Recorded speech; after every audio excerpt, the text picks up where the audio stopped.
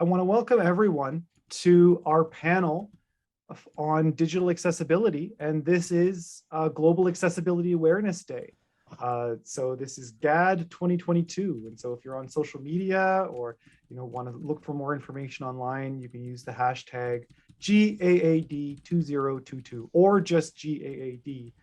That'll also connect you to the relevant content.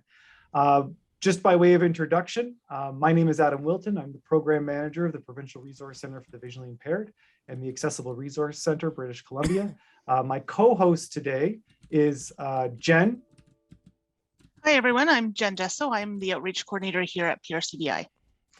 Thanks, Jen. And yeah, we're going to be your hosts for this afternoon, and we will turn it over to our panel in just a little while to learn more about them and the experiences that they're bringing to our conversation today. First, before we do that, I want to acknowledge our traditional territory. The Provincial Resource Centre for the Visually Impaired is based in Vancouver, British Columbia, on the traditional and unceded territories of the Musqueam, Tsleil-Waututh, and Squamish peoples. And we give thanks for the ability to live, work, play, research, and share knowledge from these ancestral lands. Pictured on the slide is a photo of the Vancouver skyline with the North Shore Mountains in the background and the emblems of the three nations superimposed on the image. Okay, so as I mentioned, today is Global Accessibility Awareness Day. This is the 11th GAAD, and its purpose is to, I quote, get everyone talking, thinking, and learning about digital access and inclusion and people with different disabilities. And so really, this is quite a wide-ranging global event, really. And so there are virtual and in-person events happening all over the world. And this is always in the third Thursday in May, let's just say each year. And their GAAD has a website, and you can go to the website and look up different learning opportunities and webinars, panels like this one happening all over the world. And so the GAAD website, I believe, Jen, are you able I will pop it into the chat. Thank you. Jen will put that in the chat just so you have that for more information. All right, so we are recording the session and we will be sending it out to everyone who has registered. Now, in terms of asking questions, we've got a bit of a format for today that I'll share with you. So we're going to start with 5 pre-planned questions that we've shared in advance with our panelists. And these will be for the entire panel. So each of our panelists will be invited to respond to these 5 questions. And then once we've gone through those, we're going to turn it over to you, our audience, to ask questions. Now, because we are using the webinar feature in Zoom, things work a little bit differently. And so the Q&A and chat options are available to you at any time. And so feel free to drop your questions in either one.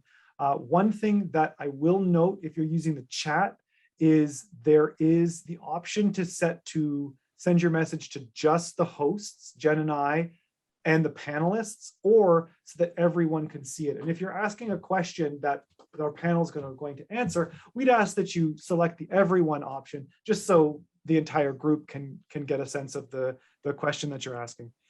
And then we do also have the option to unmute you.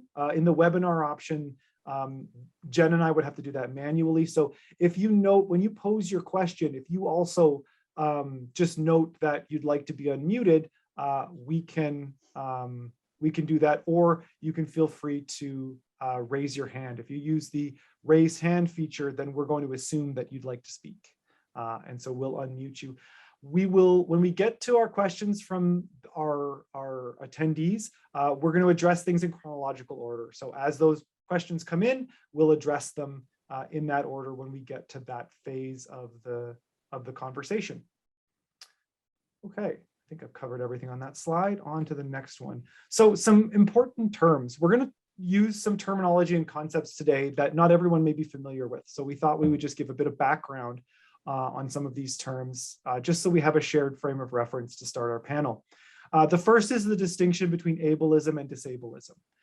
So ableism is, and I quote, a network of beliefs, processes, and practices that produces a particular kind of self and body that is projected as species typical.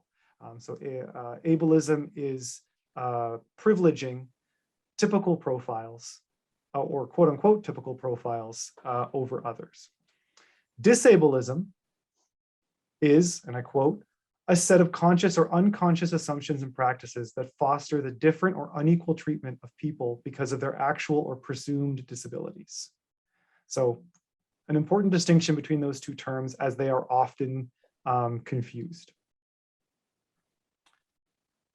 Some other key terms for our conversation today are alternate format and digital accessibility. And so an alternate format is information presented in a format that better aligns with an individual's access profile than standard text or standard presentation. So for example, a textbook in Braille format is an alternate format, or a novel in enlarged print is an alternate format. Because it is a format that's been created to better align with an individual user's profile in a way that standard text or standard presentation do not. Digital accessibility refers to how accessible a website, app, or other digital experience is to the full spectrum of users, regardless of disability or ability.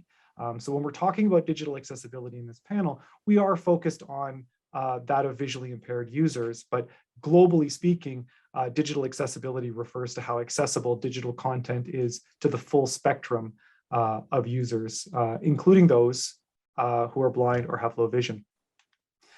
Two more terms that don't appear in this presentation that I think is worth distinguishing is between accessibility and usability, two terms that are often also confused. So accessibility speaks to the ease of which an individual can access information presented in some sort of in material, websites, other print or media, essentially any information. Usability differs in the sense that information can be accessible but not necessarily usable. So for example, accessible information may be accessible on a web page to someone using a screen reader like NVDA or JAWS, but if it's not presented in an intuitive or pleasing way, that material might be not usable. So that's another important distinction. And I would imagine it's one that will come up in our conversation today. So I am going to end there, and I'm going to turn it over to our panel. And so we are very, very fortunate that we have 5 of our learners, formerly K-12 students, colleagues and friends who are now out in the world in post-secondary education, the world of work, etc. And so I'm going to first ask, just by order of how everyone appears in my list, I'm going to ask Clement if you can introduce yourself. Sure, thanks, Adam. So my name is Clement. I was born and raised in Vancouver. I've been blind since birth, and I am currently job hunting. But until the beginning of the pandemic, I was working at a student agency for Japanese international students and teaching English and doing some general student support stuff, as well as general administrative duties for the company. So part of that was part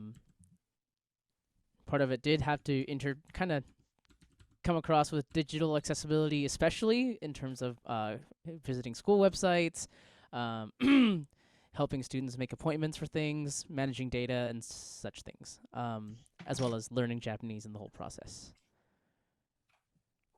Okay, great. Thank you so much, Clement. Appreciate you being here. Next in my list, I have Ella.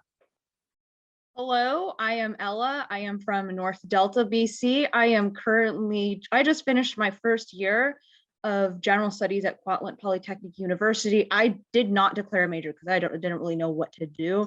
So I've basically just tried a variety of different courses such as accounting, anthropology, business, economic, and journalism, and I kind of have a better idea what I want to do, but I probably going to narrow my focus a little bit next year, but yeah, sorry for the background noise. Anyway, I'm also completely blind. I can see light out of one eye, but that's it. I also am a very experienced musician, classical trained musician. I have a lot of experience playing piano, violin, and viola.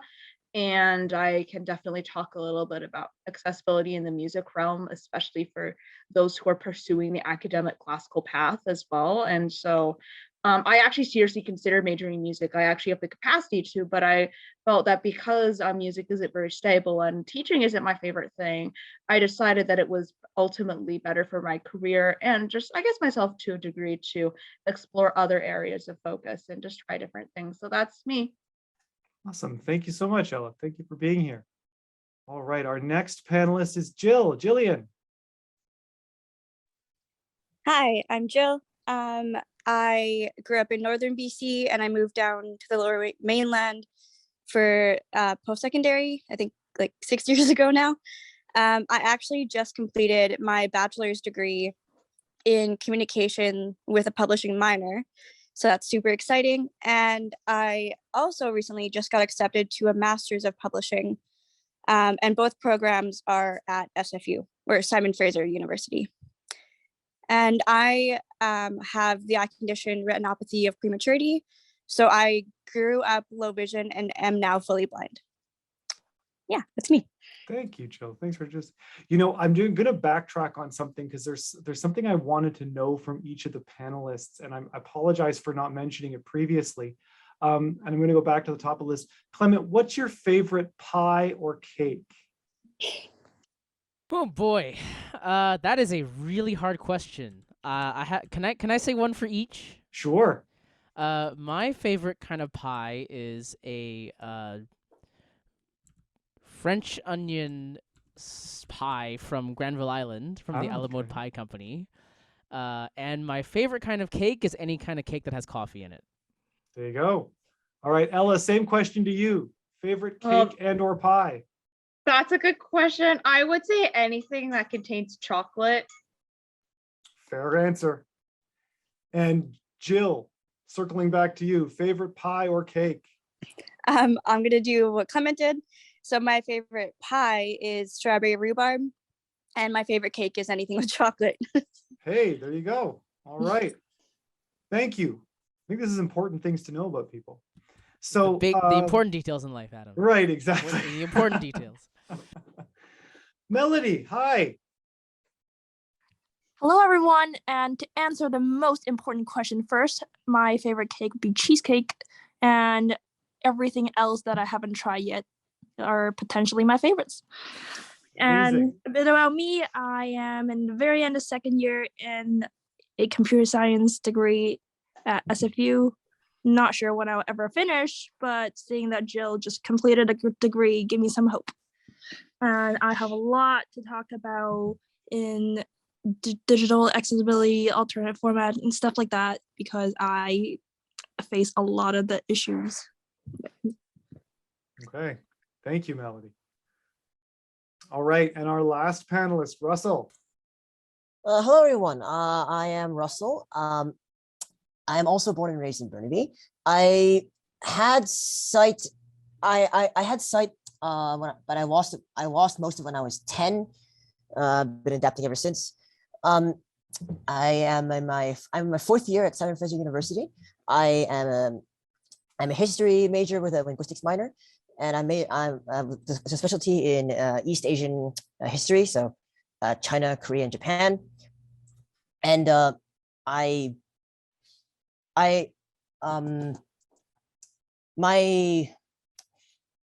sorry, hold on a second. Give me a minute.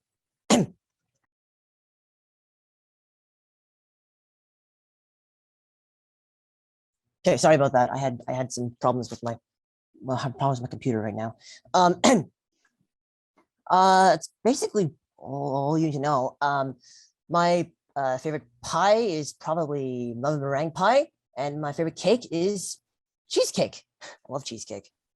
All right. Some important details about you all. Thanks so much, Russell. So with those introductions, I'm now going to hand it over to Jen for the first of our planned questions. And so what we can do is, I don't want to put anyone on the spot. And so Jen will pose the question, and then panelists, if you want to use the raised hand feature to chime in, please feel free. I believe, Jen, is that Alt-Y on a PC? I believe so. Yes, it is. Okay. And then I believe it would be Command-Y on a Mac. Okay, thanks so much, Adam. And thank you to all the panelists. It's so exciting to have you here. My first question is sort of a two-part question. First, I'm wondering if you can describe a bit about the technology and formats you use when you're accessing coursework or work environments. And the first question that we have for you is, do you have any positive examples of learning experiences in post-secondary where instructors and/or peers prioritized accessibility to make it a better experience for you and other visually impaired learners in the course? And I see Ella has raised her hand first. That's a good question. As for what technology I use, I am a very, very Braille oriented person. I used Braille. I've been using Braille all my life. I used a lot of although I gradually shifted more towards electronic Braille as I got older. I was all throughout high school, I used hard copy Braille for all my math and sciences, and some of my larger texts for like all hard copy Braille. But then when I shifted to post-secondary, everything was very digital, and getting hard copy Braille or like anything in hard copy tactile or Braille is a lot harder. So, and I've had to rely more on described alt text and online textbooks and things like that, which works, but it's not, for me, I feel like my biggest challenge is like, you know, when there's alt text and you've got a complicated graph, it's just, for me, I have trouble like just trying to visualize like a graph that's been described. Like it's hard. So the other thing, as for what technology, well, I have my cell phone, obviously. I use a Braille display a lot with my laptop and my screen reader and everything. As for positive experiences in post-secondary, I was very lucky that my professors posted all their PowerPoints and all of their notes on the Moodle. All of my professors use Moodle, so I can access everything from there. I would say if there's anything that doesn't contain graphs, math, or tables or anything like that, I'm usually fine. Like as long as they post everything on Moodle, or if they don't, they send it to me or something, that it usually just works. So like, yeah, I'll leave it there. Thanks so much, Ella. And I see Jill has her hand raised next. Hi, yeah. So for me, the, I guess, accessible technology that I use a MacBook Pro with VoiceOver, as well as my iPhone and my iPad. So I'm a big VoiceOver user. I also, as needed, use tactile like diagrams or tactile materials through the PF machine, or SFU calls it the toaster.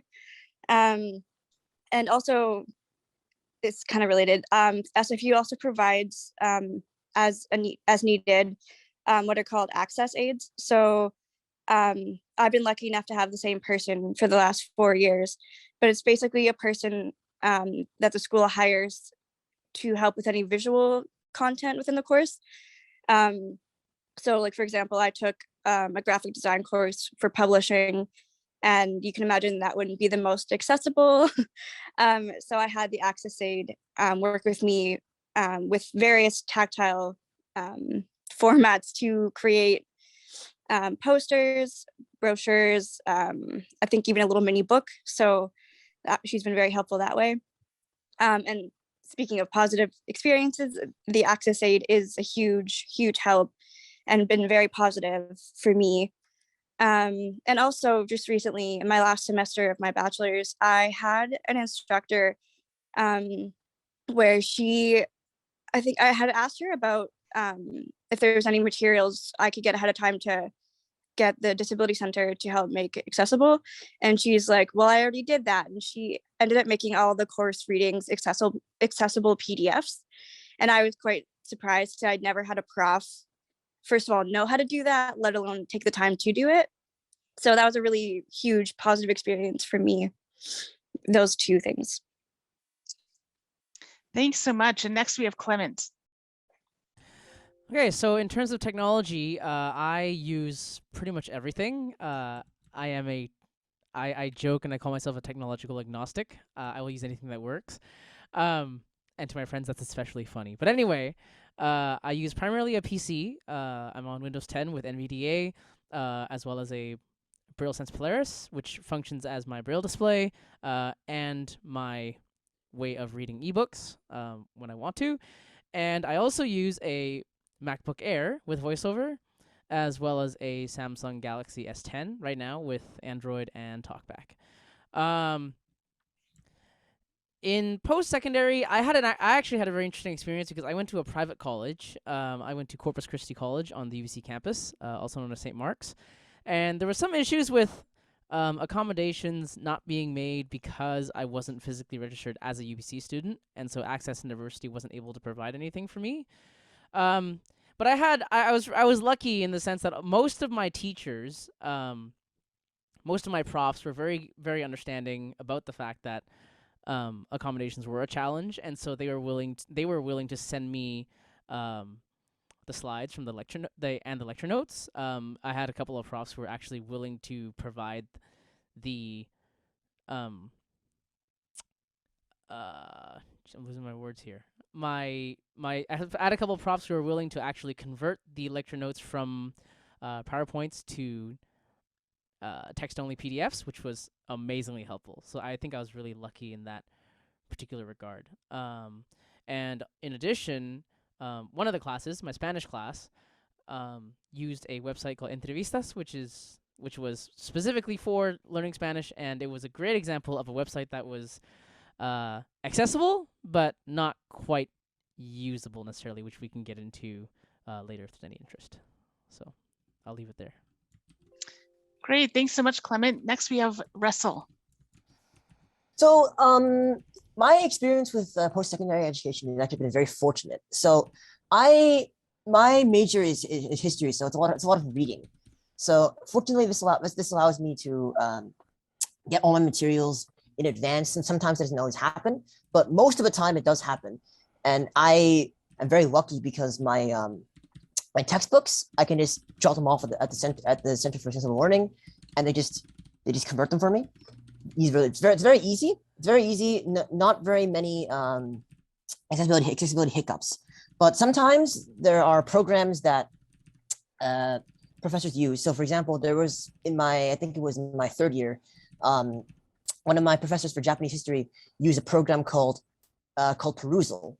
And Perusal, what it is, it's essentially it's a interactive annotator. So what would happen is the professor would take a picture or take upload a document, a reading. Let's say it's a 20-page thesis, and she would say, "Okay, read this thesis for next week." And all these students would go onto the website, and they would open up the document and they'd read over it.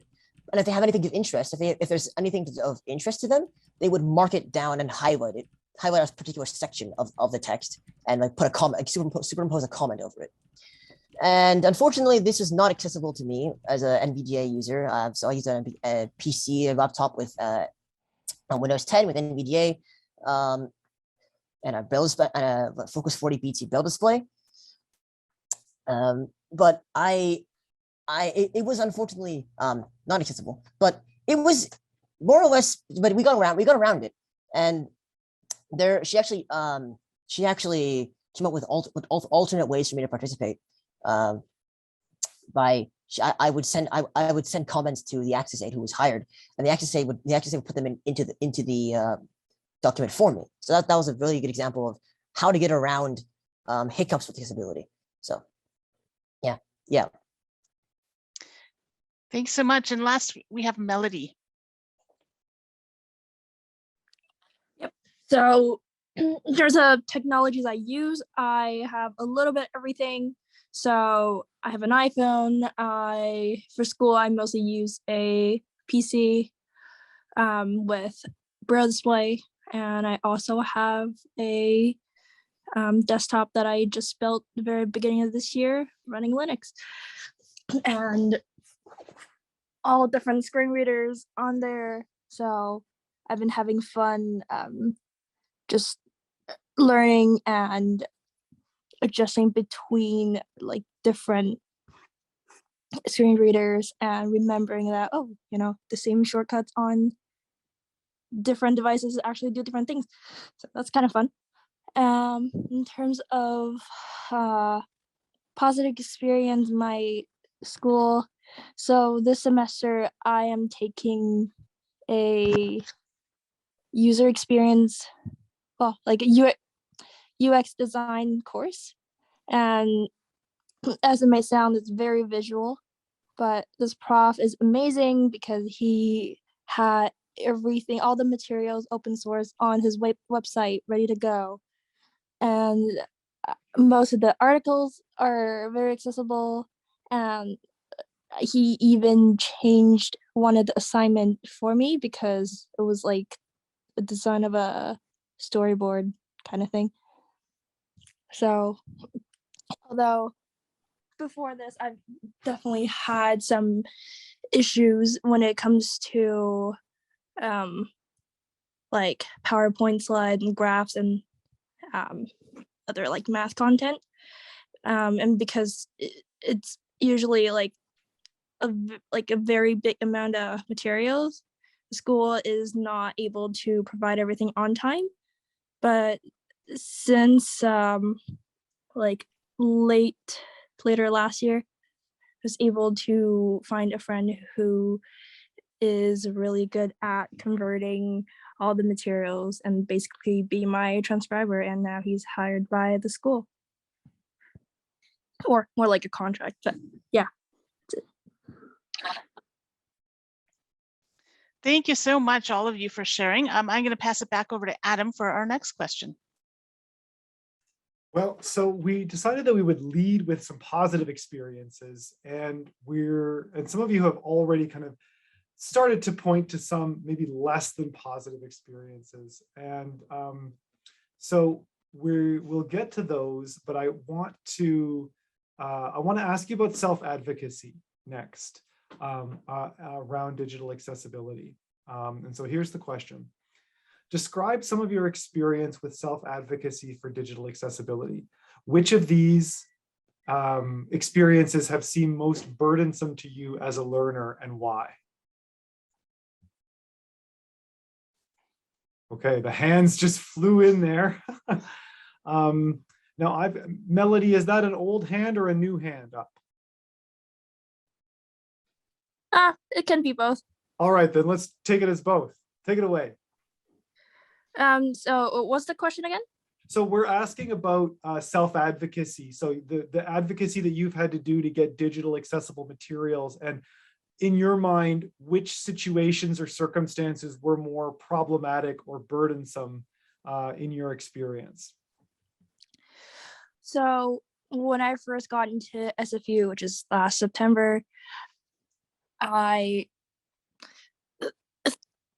registered for 5 courses, and everyone, like all the advisor and the Center for Accessible Learning, told me, yeah, don't do that, it's gonna kill you, and we don't have that much time, and like we'll try our best, but we can't make sure to like convert everything on time.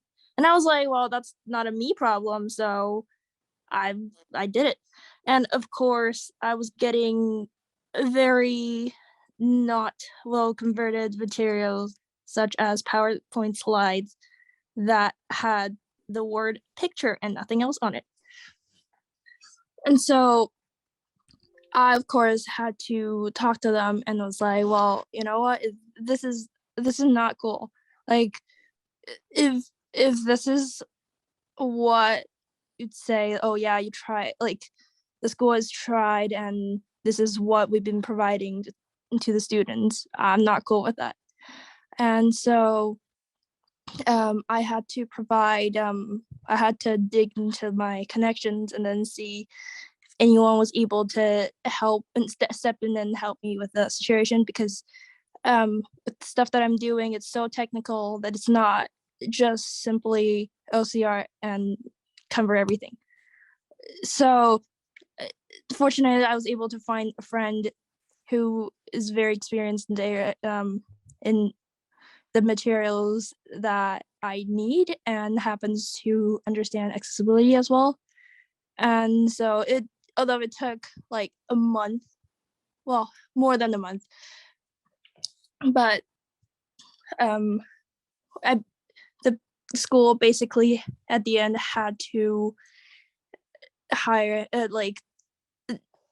take my way and like make sure everything works for me, because obviously they don't want to make it look bad. Right. Well, thank you, Belle. Next on my list, we're going to go to Jill. So, talking about self-advocacy. Yeah, so I have a couple of situations. The main one for me, as Russell had mentioned a little bit earlier, with SFU and the Center for Accessible Learning, what we end up doing is we take our textbooks to the center and then they convert them, which sounds great, but not so great. They use kind of like a team of transcribers in the library. So it's kind of like it goes to a third party. Although it's still at the school, it still takes a long time, at least in my experience, for them to send the textbook to the library team, then to transcribe it, then they have to send it back to the center, and then the center sends it to me. So it's kind of a really slow, like roundabout way of me getting my materials. And my degree took me about 5 years. And I think up until this last semester, I would always get my materials late, where I would get them like the day before I needed to read them or complete them or whatever it was. And then I wasn't prepared for class or to participate in discussions and tutorials. So then like my participation grade would go down. And for some of my courses, like that was 20% of my grade that was going down because I didn't get my materials with enough time for me to be able to read them. So that was always a really big issue for me, is although they do, like, I guess in-house, you could say, transcription, it's a really slow, like, third-party process. So I constantly bugged them about this because I was getting so fed up with it. There are times where I might have had a bit of a temper coming out because it was just getting kind of ridiculous. And like they finally took me serious enough and were able to get my access aide, who I mentioned worked with me for the last 4 years.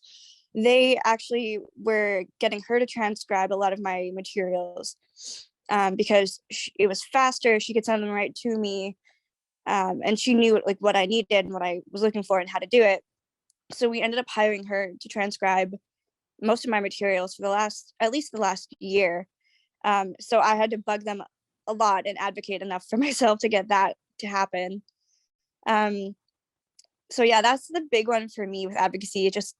I constantly kept having to bug the center and my caseworker, and they're an amazing team of people, but for the size of the university, they're a rather small team from what I can gather. So I get that they have a lot of other students to work with and they have a lot on their plate, but if I can't get my materials on time, then I'm falling behind and not doing as well as I could have. So yeah, definitely just advocating constantly to get my materials on time, and it started to pay off. So here's hoping with a master's program that continues to happen.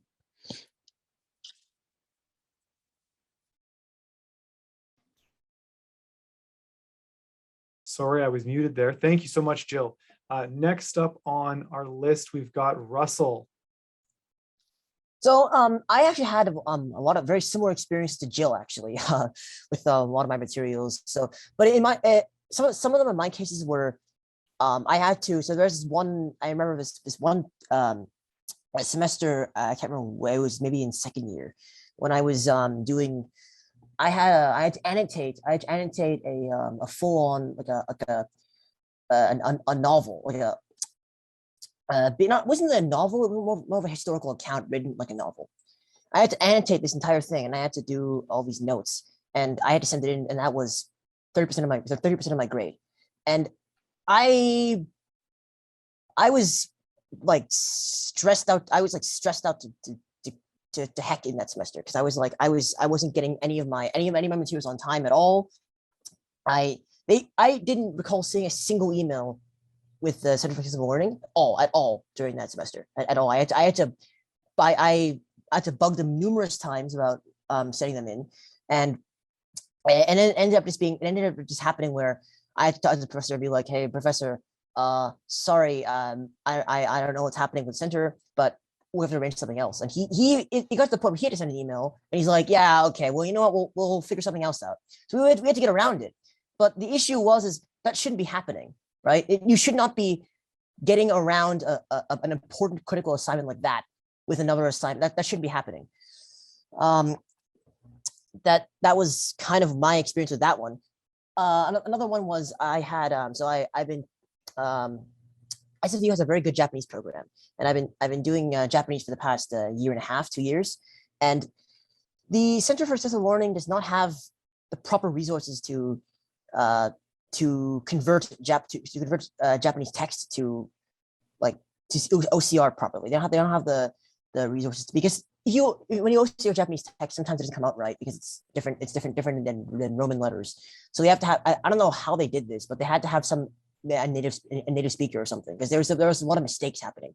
Like I'd be reading through my Japanese textbook in class, and there'd be mistakes in exercises, and I'd be saying the wrong thing, and like there are numerous issues with that, with it not coming on time before a quiz, or like I was getting bad marks on quizzes because I couldn't get the material in time.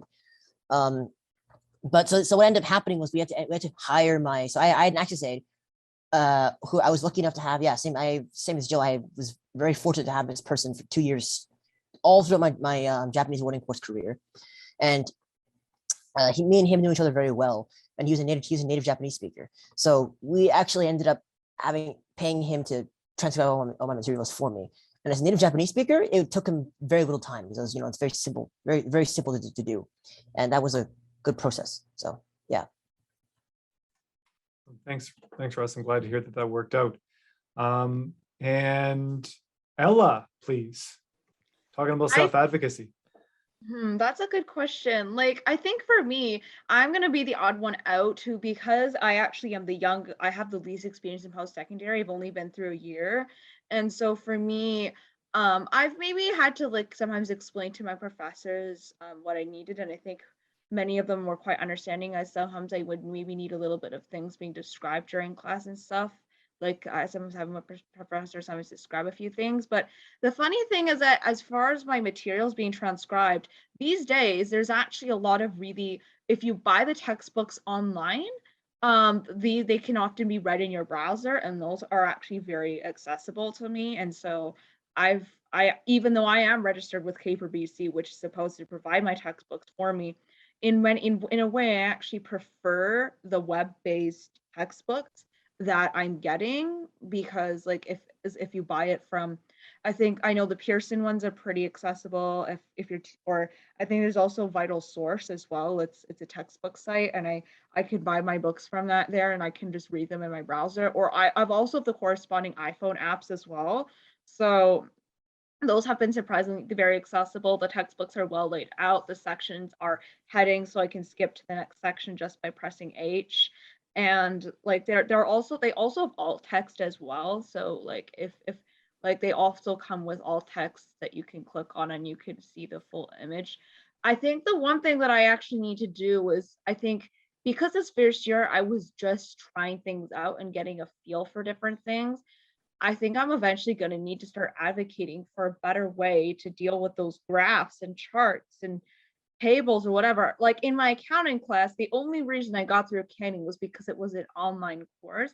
And so I was able to I basically did all of my assignments through their online portal thing, which happened to be mostly accessible, but I had to have my dad help me a few times, because in accounting, those tables are math, and I'm not like, those tables are very complicated, and I don't know if I really want to do accounting again, but at least in terms of accounting, I'm not sure like of like, because tables are kind of a very hard to keep track of, so I'm not entirely sure the best way to deal with those tables. And I mean, I also talked to a friend about this, but she said she's also had to live through having to have all her graphs described to her because like here's the thing, I actually think it's an issue with the broken system in a way, because in high school it was so like I always had my graphs either textually and described to me, but now I feel like I don't know. I should definitely have a discussion with my accessibility advisor about this maybe in the future if I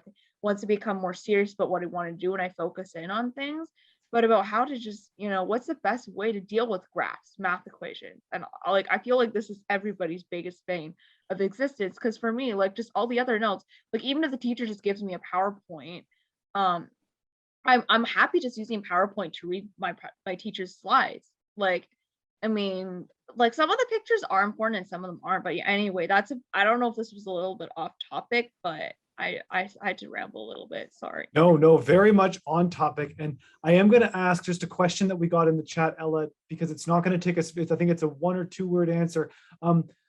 Jeff asks, when you're using Vital Source, what screen reader are you using that with? NVDA. Thank you. Okay, and lastly, thank you, Ella. Lastly, we've got Clement. Okay, thanks. So I'm actually glad Ella mentioned stuff like Vital Source because that kind of ties into something that I wanted to bring up as well. So my experience actually, so I'm also somebody else who hasn't completed my entire post-secondary. So Ella, you're not alone there. And the reason was because of all the accessibility issues I mentioned before, of not having access to Access University at UBC and the Crane Library, that kind of put a hold on all of those. But the thing that I had in terms of experiences with self-advocacy was definitely about communicating with my professors and working with nothing. Because Access University was only willing to write me a letter of accommodation for time, not resources or providing anything like that. So it was very, very much up to me to communicate with my professors in terms of what I needed. And one thing that I found that was really hard to explain was this kind of presumption that in order to make something accessible or usable, you had to use all these specialized programs or specialized scanning machines or specialized lots of things. And of course, for a lot of the things you do. But for stuff like lecture notes and even reading sections, sometimes you don't need to use equipment that's so specialized. And I found that out very quickly through working with my profs, that sometimes, you know, the best we could do was to either have them send me the lecture notes as best they could from the slides to the PDFs, or try and sum up textbook sections for me. But of course, which, you know, and it turned out those actually worked a lot better. I thought I was going to kind of settle for the shorter end of the stick, but it turns out that one of the things that I learned was the fact that you don't always need to have a proprietary solution, that sometimes there is an alternative method that doesn't seem quite as obvious, but works just as well. I've had more of an issue with that in the workforce, actually, rather than post-secondary. In my attempts to find jobs, I find that usually to be an issue as well. Is a lot of people they feel like that a job requires, in order for it to be accessible, something needs to happen, and there has to be an entire shift in the paradigm of the way they run things. And I kind of, I've had to kind of tell people a couple times that no, actually, you don't need to have specialized solutions all the time. There are sometimes off-the-shelf methods that work just as well. So that's kind of been my experience where that's concerned. I 100% agree. Ella, thank you. Yeah, and I'm so glad you mentioned the workplace as well, Clement, just in terms of your experiences there as well. I thank you for that. I want to just check in with everyone who's got their hand up. Are any of these new hands, or are they old hands? I'm sorry, I forgot to put mine down. Hold on. No, Yeah. that's okay. That's okay. Yeah. Alt Yeah, Y, Command Y. Yeah. So Is the- yeah, I was gonna say for panelists that. Sorry, it's down now. Thank Sorry. you. Thank you. And Thank you for that message. and thank you, Rianne. Yes. Thank you, Rianne. These are incredible young people who have such valuable insights to share with us all. I want to pass it over to Jen now for our next question. Okay, thanks so much. So this next question is looking a little bit farther back from post-secondary, back into high school. So the question is, looking back, what skills, knowledge, and tools would you have liked to learn or be more familiar with in high school prior to entering post-secondary and or the workplace? And Clement, you're first on my list, so. Yeah. Okay. So with this with this particular question, I kind of wanted to go back and talk about an experience that I had in high school that didn't work out. So Russell mentioned that he's studying Japanese, and I mentioned at the beginning of my intro that I speak Japanese at this time. I'm a fluent speaker. But my Japanese experience actually started in high school, and this was one of those experiences where it didn't work out because of the lack of awareness in terms of what the accessible solutions were. Because I was very interested in studying Japanese in high school, because my grandpa had always wanted me to study it, and I was going through my Japanese musical phase, cultural phase, anime phase, whatever you want to call it. And there was a lot of interest for me personally, and I wanted to study Japanese. But unfortunately, at the time, nobody could figure out how to make the materials accessible or even usable, because the Braillists who I was working with at the time don't know Japanese, of course, and so the teacher who was teaching the Japanese program at my school, my high school, kind of said, "Well, we want." I would love for you to learn I would love for you to join the classes, but we can't really. It's really hard if we can't get the materials to you. And so, unfortunately, whatever solutions we discussed in terms of having things recorded or having materials just be digital, that didn't really pan out, unfortunately.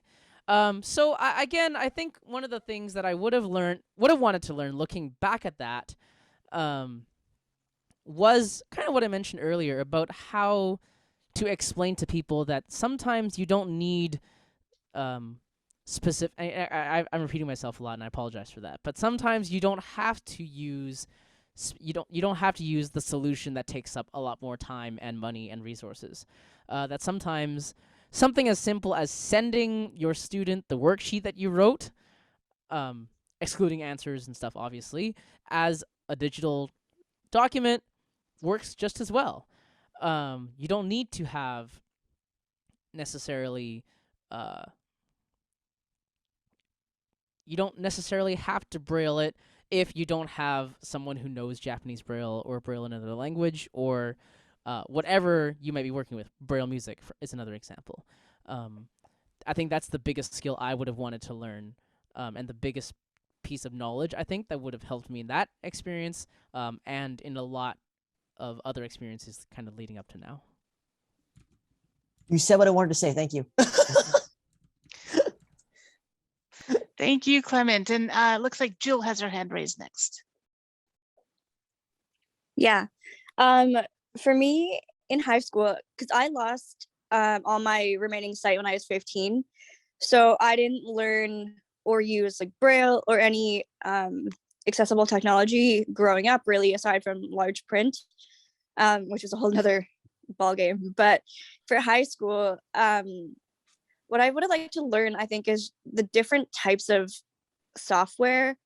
For example, like PC versus Mac, or JAWS, NVDA, VoiceOver. Like I would have liked to have someone who knew the differences, like knew how to use them, and who could show me, and I could choose for myself which one I preferred. Because my vision teacher, he was amazing, but he was not a tech guy whatsoever. And growing up in a really small town, you didn't like I didn't have any access to really anyone who, aside from like maybe one person who used Braille or accessible technology. And because I was 15, grade 10, like just started high school, I was gone a lot for like medical stuff. I didn't really have time to even sit down and learn it very much. So I didn't know, what accessible formats I preferred or wanted, or even knew how to go about asking for them or setting them up. And it never really became that apparent to me until I went to my first year of college, when they're like, okay, what formats do you want? And I had no idea how to answer that because I didn't know what I wanted or what I used, because my vision teacher in high school had just always set it all up for me. So like my situation was a little bit different, where I didn't use this stuff growing up and had to learn it very quickly at the beginning of high school, which high school itself is kind of crazy and complicated. So I pretty much had just learned the basics to get by. And like, for example, with math, I don't know what it's called in Braille. I didn't know Braille math. And I couldn't read large print anymore. So I was in a weird space where we pretty much had to make everything tactile. So I basically used a cookie sheet with magnetic letters, numbers, and symbols to do math. And it was very unorthodox and very weird. So it was a very complicated situation in high school for me. So I never really knew what I preferred, or even I never even had the option to learn different formats. So going into college, I really had to get a lot of help from friends such as Clement and other friends to help me figure out what I, how it works, and then figure out what I preferred. So it was a bit complicated for me. So yeah. Thanks so much, Jill. Next on my list is Ella. I would say that for me, I'm actually the extreme opposite of Jill, where for most of high school, I had already figured everything out. Part of it was, I guess, because my vision teacher really did a good job of just setting me up for the future, but also because a lot of things, especially technology, was just an area that I just thought I just get it. I just naturally understand how tech works, and I'm good at Googling, and I'm just good at using Google to find my own solutions. So I'm going through different and pursuing different avenues online. So I think I was just very lucky that I did have to have my vision teacher and my education assistant, mainly my education assistant, help me with math and science. And my vision teacher did do the work of ordering my textbooks and everything, but both of them prepared me for I was basically going to classes more and more on my own. And by the time I was in 11th or 12th grade, I was going to all of my classes completely by myself, I think except for math and science and maybe physics class. So I was basically already very, very independent by the time I got out of high school. So I was prepared to be on my own in college. And I just happened to get lucky that I was able to get almost all of my textbooks through online portals such as Pearson and VitalSource. And so they're all very accessible. So I actually got very lucky that way. So I actually think the bigger problem for me is not that I didn't have enough skills. It's just that the things that I'm used to in high school are just so much harder to get in university. I would say I'm a very spatial person. I thrive, I don't know, depending on where I focus. I don't know if, as I alluded to earlier about the whole graphs and charts and diagrams issue and math and tables issues, whether this is really going to bite me hard or if this won't affect me at all. It depends on what area I choose to focus in on.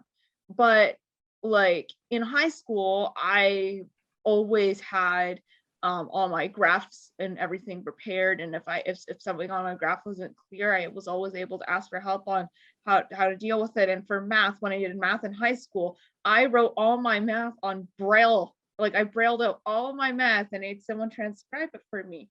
But that kind of thing, as far as I know, getting that exact thing happening in university is really difficult. So I don't know. I feel like it's more of an issue. I kind of hate to admit this. I feel like for me, it's more that the system is broken, not that my skills aren't enough. Thank you, Ella. And next on my list, we have Russell. So my experience in high school was actually, it had its ups and downs. My vision teacher was very persistent with me with making sure I had everything in order, which was, I mean, at the time I was sort of like, I didn't really, I was sort of indifferent to it and didn't really care, I guess, for lack of a better word. But then as I got older, I realized that I realized that I needed, or it was important. And my issue, even to this day, is trying to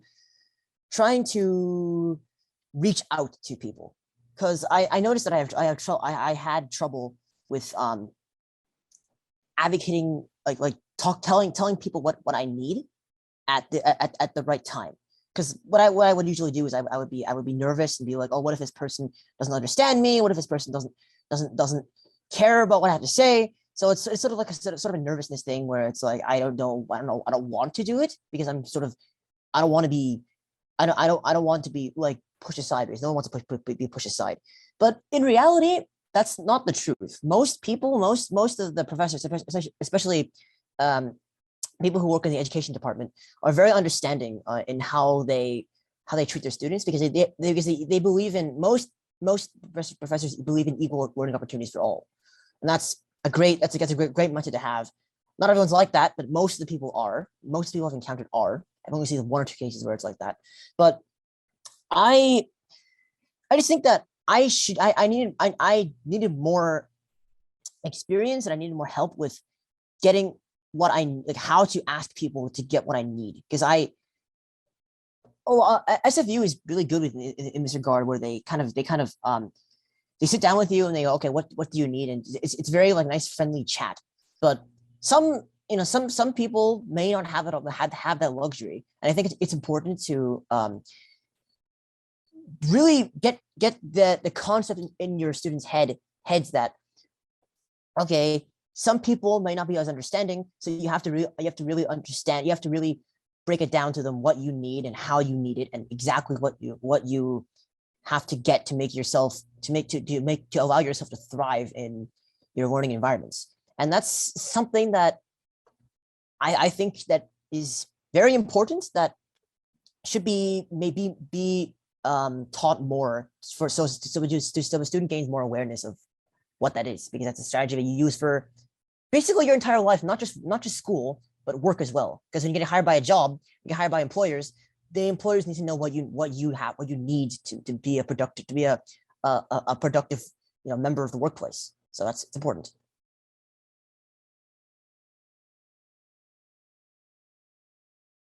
So yeah, thanks. And you're muted. Oh, sorry about that. I was just saying thank you, Russell. And next we have Melody. Hello. So I'm not sure if this is the right way to put it, but I wish I wasn't so spoiled in high school. As in, I was getting everything I need. I have such a strong team behind me. And if I need math, I have Braille, I have diagrams, I have all the stuff I need. And all of a sudden I finished high school and I knew that, oh yeah, post-secondary, it's all going to be like a different system. But I did not realize that I wasn't going to get 80% of what I had before. And when I said, oh yeah, I need my textbook, or I need the exams transcribed, and they're like, oh, all we can give you is a scribe. And I basically had to learn how to work with that. I was giving the choice of how I like to receive my materials in high school, but in post-secondary I had to learn to work with whatever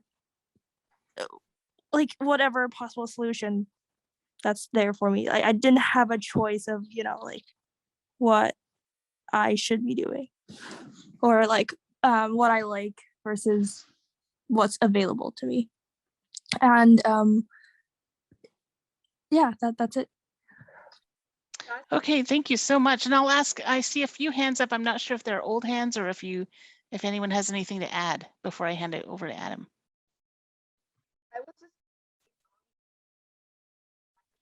Sorry, me again. I lowered my hand. Sorry. No, that's if you can do all that. good. That's all good. We just don't want to make sure we want to make sure we don't miss anything from anyone. Yeah. Okay. All right. Okay, so I'll hand it to Adam for our last question before we open it to questions. Thank you. From the Thank you, audience. Jen. So our final question is one that sounds like a conclusion, but Jen and I wanted to ask this question before we turn things over to our audience, because we wanted the audience to get a sense of what you are all looking forward to in terms of more accessible digital futures, both at the post-secondary level and in the world of work and in your lives in general. And so here's the question. Looking into the future, what would your ideal accessible post-secondary or workplace experience look like? Now, there's no need to stick to necessarily practical limits here. We want to know what's in your imagination as we work together towards a more accessible future. So I realize that's kind of a big question, but we want to know what would make a more accessible future for you. Okay, great. Ella, please. I would say for me, I think the biggest one is having more access to like maybe tactile and braille. I know that might seem like, old school, if you know what I mean, but I think it's really necessary. I mean, I think a lot of the old school approaches, I think we kind of need a bit of everything. Like I'm really happy for the enhancements in digital accessibility. It's really wonderful, but I think also just having I know there aren't, like, I think the number of people who are hugely dependent on braille are a very small group of people.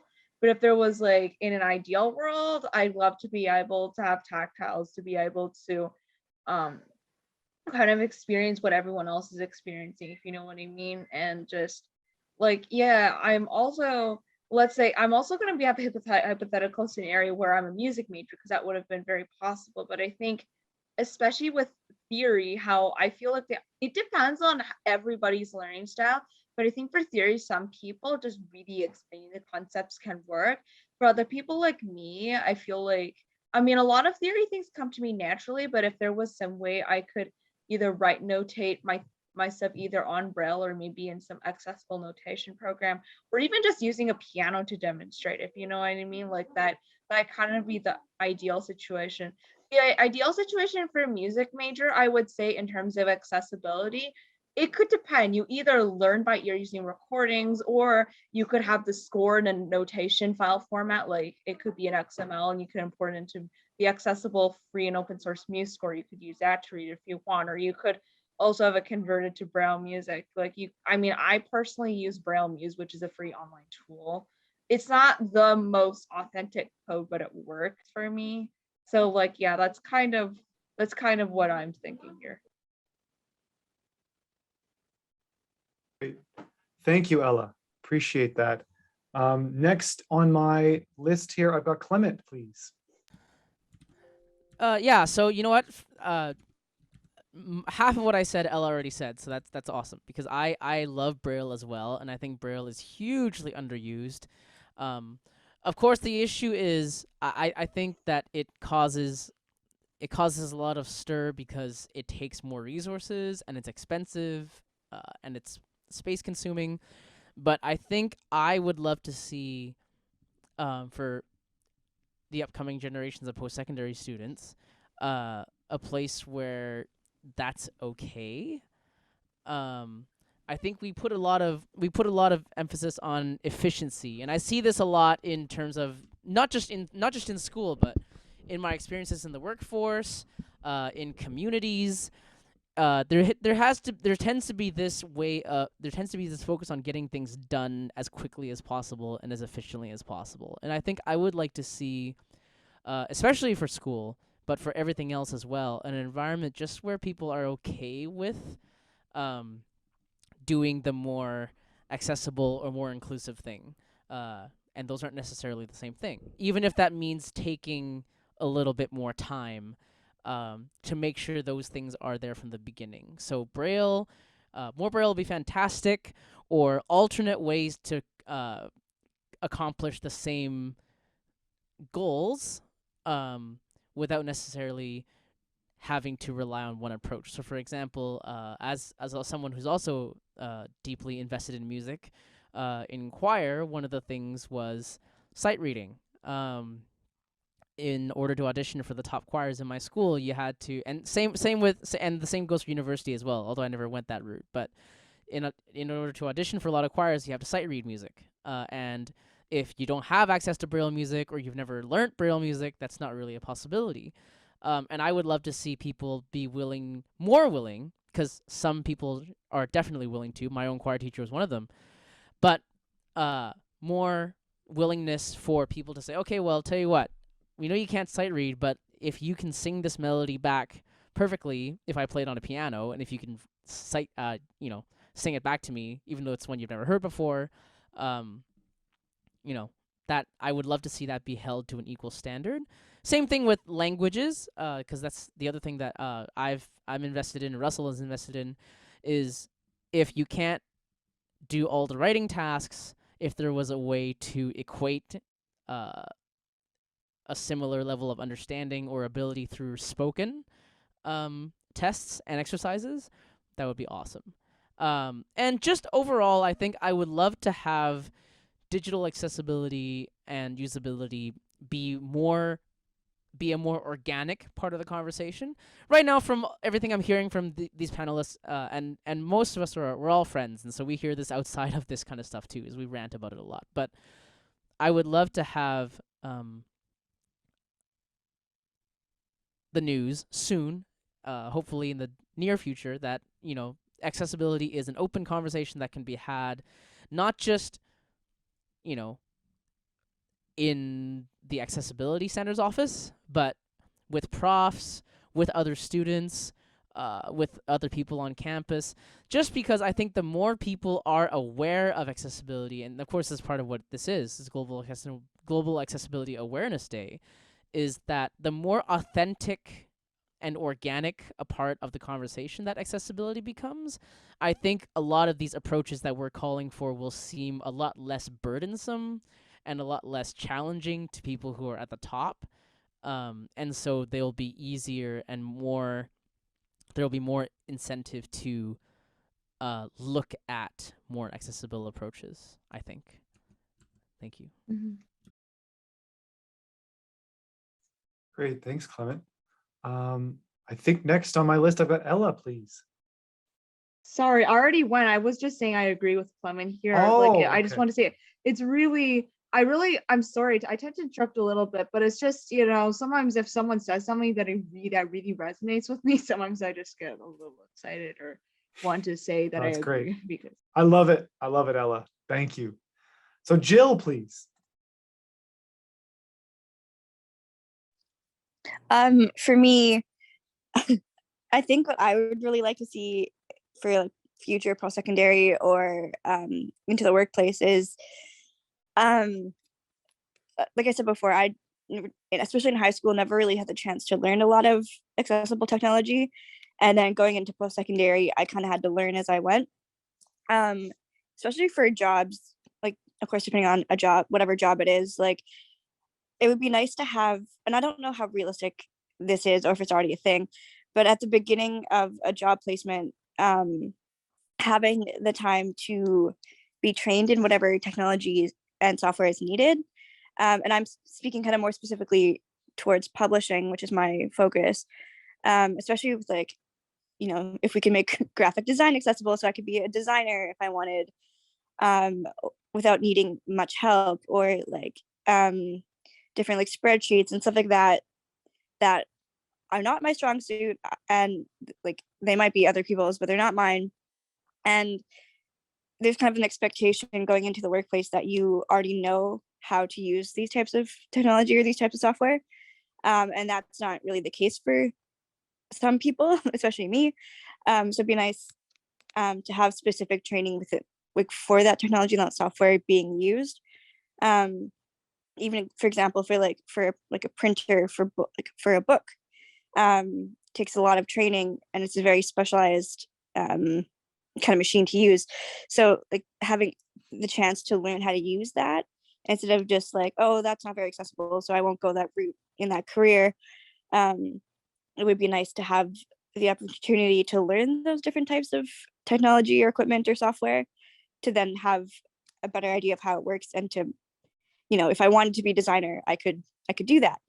So that'd be one thing, I guess, with any job, any career, that would be nice to see happen, although possibly unrealistic. And another thing too, that kind of goes along with design, is having tactile images or diagrams be readily available. Because like in university, there's been a few times where I didn't get tactile charts or diagrams, even though they knew for months that I was going to need them, based from talking with the instructor, and I didn't get them until 2 weeks before I needed to learn it for the final exam, and not being prepared and almost failing from a lack of accessibility. And same with like, if the tactile diagram wasn't readable enough, then I'd have to get them to redo it, and it would take even longer. So within like publishing, this is just my experience, but choosing different fonts, or like the page layout, or a cover, like a book cover, for example, like all those things are quite visual, and it would just be really nice to be, I guess, included in those parts of the book publishing process. And then also it would be nice, I guess this is kind of wishful thinking, but like I mentioned before, having the access aid provided through the university, it would be kind of nice to have that in a career-based setting. So I guess kind of like an assistant to help with any visual content or inaccessible content. That would be definitely wishful thinking, but that would be really nice to see have as well. Thank you, Jill. Appreciate everything you've said there, and I'm so interested to see the points of intersection and divergence between everyone's accessible futures. This is really important and interesting.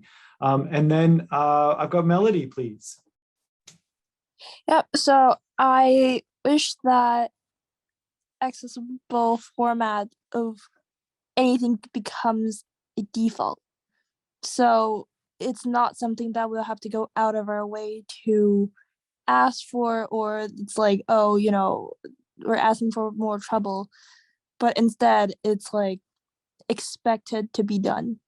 I don't think that will ever be the case, simply because as technology keeps developing, obviously a first would make sure that it works before making sure that everyone can use it. But there's something to hope for.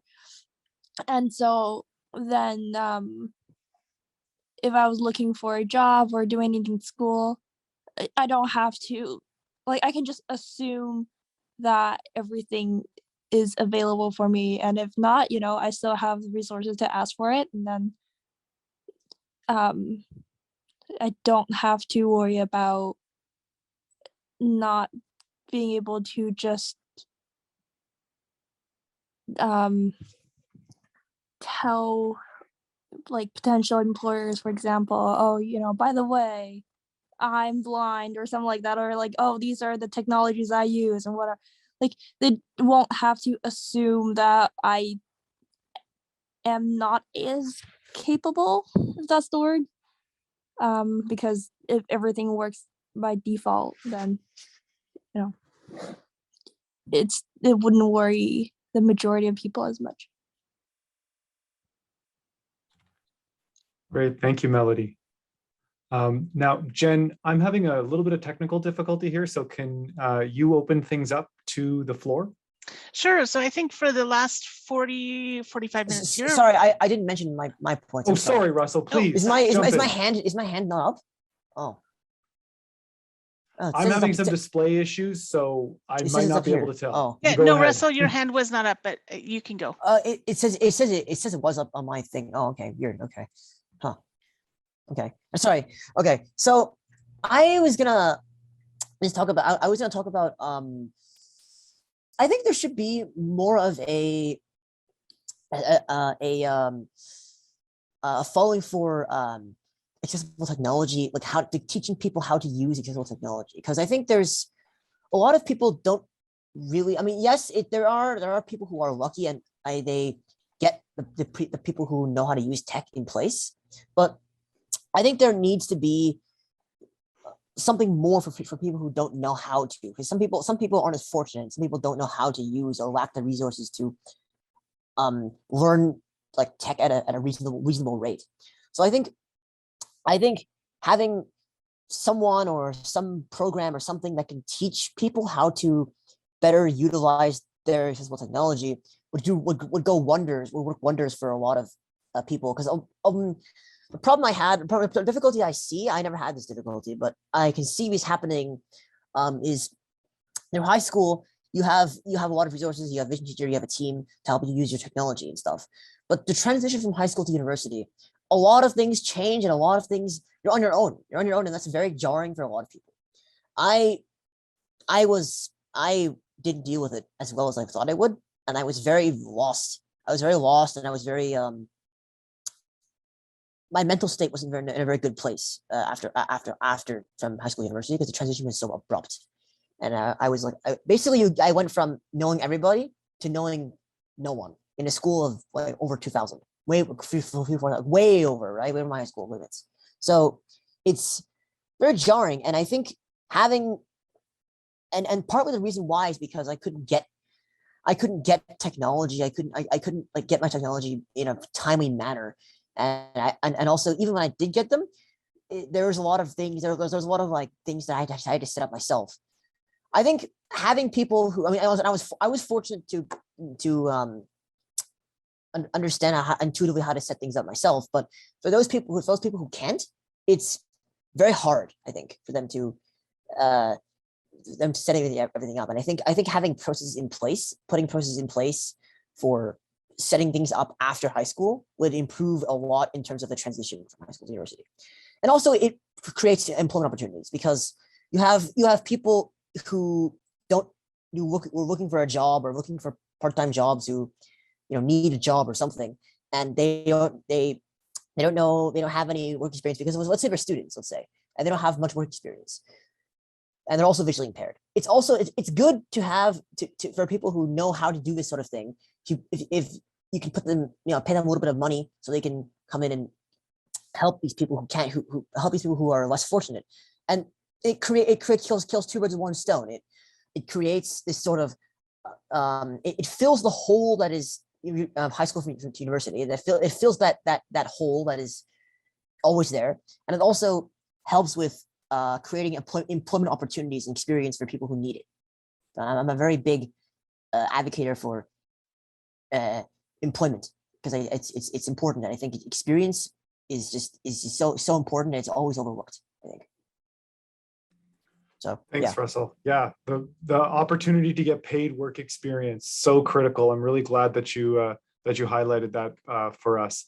I'm just going to check in with anyone else on the panel that has some comment on a more accessible future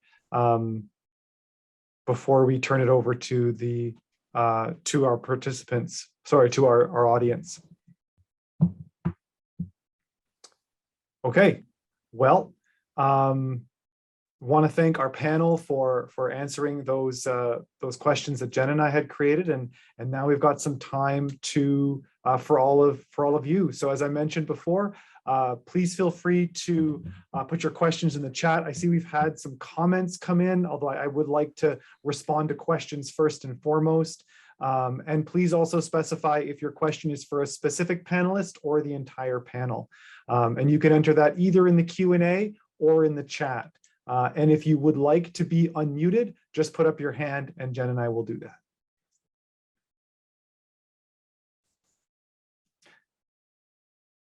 And this is usually the part of the presentation where I joke with Jen that I should always have jokes prepared. Yeah. Don't everyone be shy.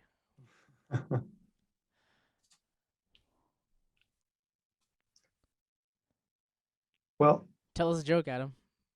well, this is just it. I don't know that I have a good one. Ah! This is it. That was a pretty good one. Okay, That's so good, I that's good, do I like see a that, that's hand. good. Oh, Joanna. I'm just gonna unmute Joanna and ask her for her question. Okay. Okay, thank you. Can you hear me? Yes. Okay, wonderful. It's not so much that I have a question. Well, I mean, I would have many questions, but an expression of gratitude. Listening to all of you speak for almost an hour, well, over an hour, I'm quite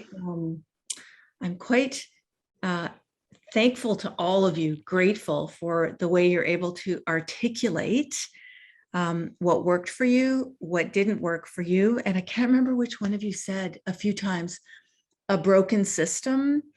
One of you said, it's not on me, it's not for me to fix that. So I just a gratitude for your ability to articulate, what's right, and to do so, from your experience and with such graciousness. And I'm just truly thankful and inspired, and quite in awe of the leadership of you as a group of young people. So there you go. Thank you. Thank you, Joanna. That's a sentiment I'm sure that's felt by all who joined us today. And so we have a question here in the chat. This is to the entire panel for information. And this is more of a technical piece. Why do you use NVDA instead of JAWS? I would say, I'm going to name several reasons. I'm sorry, interrupting. The main reasons I'm going to guess: 1, it's free; 2, it's a very high quality full feature screen reader; 3, it's similar to JAWS in many, many ways. If you know one screen reader, as long as you there are differences between the two, but for the most part, a lot of things is just getting around a Windows computer, learning to use different programs like Word has its own shortcuts, Excel has its own shortcuts. For example, the shortcuts for getting around a web browser are almost the exact same between those two screen readers. So it's basically those 3 reasons why. Many of us have used JAWS in the past. I mean, I still have JAWS lying around on my computer in the form of a demo, and we might occasionally pull it out just in case something isn't the most. Sometimes one screen reader might work better than the other, but usually, at least my experience, most things work. If it works with one screen reader, I would think 90% of the time it works with the other. Anyway, I'm pretty sure that's the main reason. Thanks, Ella. Any other comments? So NVDA also has really good support for very good multilingual support. JAWS does have it as well, but NVDA is it tends to transition better to multilingual support. And the reason for this is because NVDA is translated into multiple different languages, and that's JAWS has some languages in there, but it's a small selection compared to, because NVDA has over, I think, what, 100-something languages. That's a lot of languages.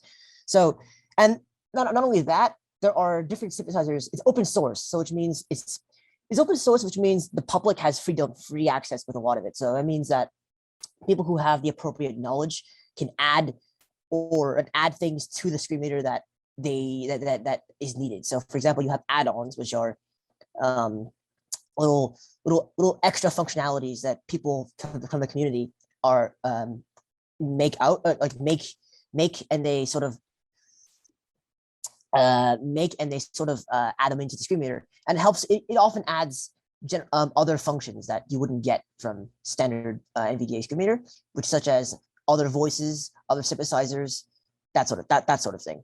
So, and yeah, it's free too. So yeah, that's one of the reasons as well, I think. Thanks, Russ. I want to throw, I know we've got other questions, but while we're on this topic of screen readers, I want to pop Jeff's question into the mix, just so we can stay kind of within this broader theme. Do you find voiceover is equally as powerful to JAWS or NVDA? I can answer that a little bit because I mainly use VoiceOver and have for the last, I don't know, like 6 years, I think. The reason I well, I shouldn't say I prefer VoiceOver, but the reason I like VoiceOver so much is mainly because it's already built into all iOS devices. So you're not paying extra or having to go through like a third party or anything like that to get a screen reader. It's already built in. And like I said, I haven't used JAWS for a while, and I don't have a lot of experience with NVDA. But to me, VoiceOver, from what I can remember, compared to JAWS, is equal in my opinion. I think the only maybe frustrating thing with VoiceOver compared to JAWS or NVDA, again, from what I remember, is that to do like a keyboard command with VoiceOver, it requires more actual keys to press. So like sometimes that can be a little bit annoying in your hands, or at least for me, like your fingers are kind of stretched across the keyboard in a weird way with VoiceOver to get that key command. That's the only, like, to me, frustrating thing with VoiceOver, but I find both from what I remember with JAWS and now being a full-time VoiceOver user, that they seem equally as good to me. And I just remember, I don't know if it was a computer thing or like the software of the screen reader itself, but when I used JAWS with a PC, it was a lot more glitchy than my Mac with VoiceOver. But also what I've noticed is Apple it feels like they've fallen behind a lot with keeping up with VoiceOver and accessibility especially on the Mac. Like iPad, iPhone, those are usually pretty good with being up to date with accessibility features, but I feel like they kind of forget about VoiceOver and accessibility with the Mac. So that's really frustrating. I don't know about that with JAWS, if there's like constant updates and improvements. But yeah, that's my experience with VoiceOver. Thank you, Jill. Melody, is that an old hand or a new hand? I think that might have been old hand. Okay, not to worry. I'm going to transition over just back into our stream of questions here. Marie has asked about Spanish language Intravista translator and challenges with that. And they would like to know if the challenge were the same or different compared to the Japanese translation. So Clement, maybe this is one for you. Sure. So before I answer that one, we did have an anonymous question that I tried to answer while we were talking about NVDA. I tried to answer by text, but I think I messed it up. So the question was, has self-advocacy changed in terms of, like, sorry, I hope I'm not overstepping boundaries or anything here, but the question Not at all, was, go ahead. Yeah, the question was, has self-advocacy and the way it's been taught changed? Because the person asking this question said they had to start advocating at 12, which was almost unheard of back in the 90s. So I'm curious to know what thoughts are on that one. Can we do that one first before I talk about Entrevistas? Sure, yeah. So the question is? The question is, the attendee says that when they were in school in the 90s, they had to start advocating around the age of 12, and at the time it was it was almost unheard of, and so it was very difficult to do it. And they're wondering whether it's been changed, or it's changed at all since then, in the sense that whether it's been promoted more, right, and whether students are taught to self-advocate more. Right. So maybe let's ask our panelists. When does your self-advocacy journey begin? Yeah. So mine. Sorry. Can I start first? You go ahead. Yep. Yeah. So thanks. My self-advocacy started at 13 when I went to high school. Because I was really frustrated with blindness being kind of taboo and stigmatized and whatnot. And my counselor was actually the first one who gave me the nudge to say, well, if you want people's views to change, you're the one who's going to have to do something about it. So the short answer, I would say, is yes, it's definitely changed a lot, and mostly for the better. Thanks, Khan. Russell, please. So my self-advocacy started sort of around, I think, sort of around the same age, a little later, maybe 14, 15. But that was primarily because a number of issues. 13, I was in grade 8. I had a very hard time. I was going through some life issues, but and it wasn't until maybe later that I sorted everything out and I got back into it. But I think self-advocacy it's a lot. I imagine, I mean, obviously I wasn't around in the 90s, but I imagine self-advocacy is actually a lot easier it is now, because I think there's more of an awareness for not just blindness, but for other disabilities in general, right? So because people finally are starting to get aware that, hey, people who are not just blind, but like deaf people with cognitive disabilities, they need to learn too. Education is for everyone. They need to learn too. And I think the like teachers and educators their attitude towards these people are changing, because you see more and more of them that are stepping up and they're being more open about it. So I think it's definitely a lot easier. Doesn't make it makes it easier. I don't think it's gonna be like super easy to the point. I hope eventually it'll be like the default where you don't have to self-advocate. That's everyone's dream.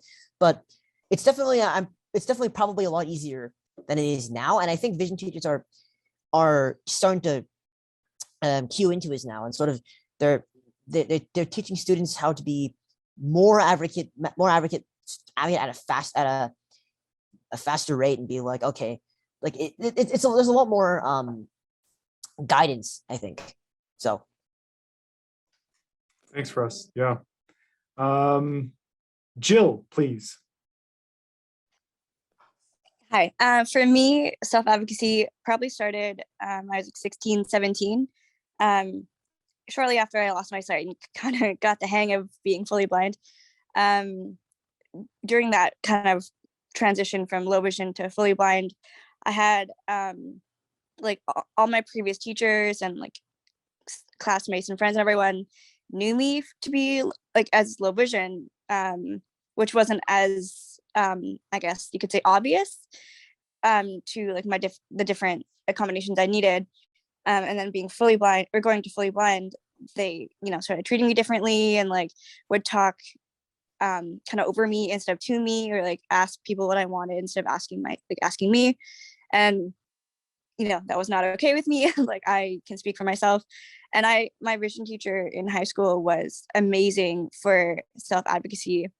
And like I had a teacher who, if we were like in class and he was talking and people were talking, he'd always tell them to be quiet so Jill could hear.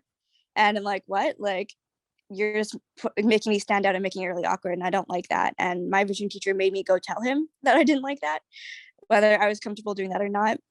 So he's really encouraging with self-advocacy. And so was my mom, especially too. Like she could have pulled mama bear at all these different scenarios, but she let me kind of figure it out and step up and speak for myself, which was really huge. And I think it's definitely come a long way with like support staff, support teams, vision teachers, especially it seems like starting especially kind of middle school, high school ages, where they're really encouraging their students to step forward and speak up for themselves and advocate for themselves.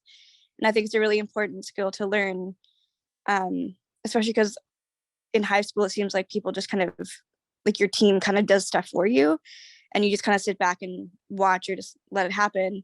But you need to know those skills going into like adulthood, university, or like post-secondary, workplace. You need to be like, there's no one there to advocate for you anymore. Like you have to be the one to do it. So I think having those people kind of push you towards that and encourage you to do it from a younger age is really important. So yeah, that's my take on that.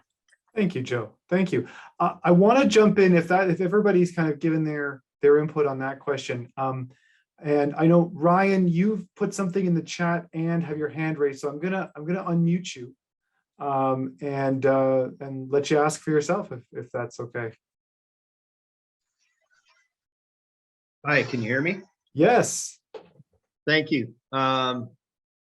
Yeah, the question is in the chat, but I work with helping with the development of the FSA. Could you just hold on a second?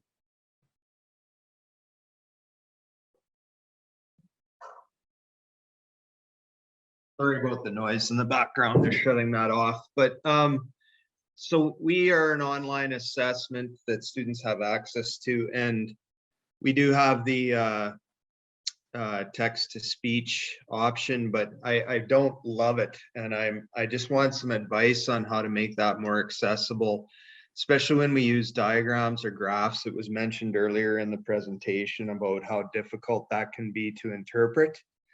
So just wondering about options to make it more accessible. And also, I don't like that we have images to give context for students, and then when we use the alt text, it just says decorative image. So I appreciate that someone had mentioned earlier that that's not very helpful, and I'd like to change that too. So just your advice on that.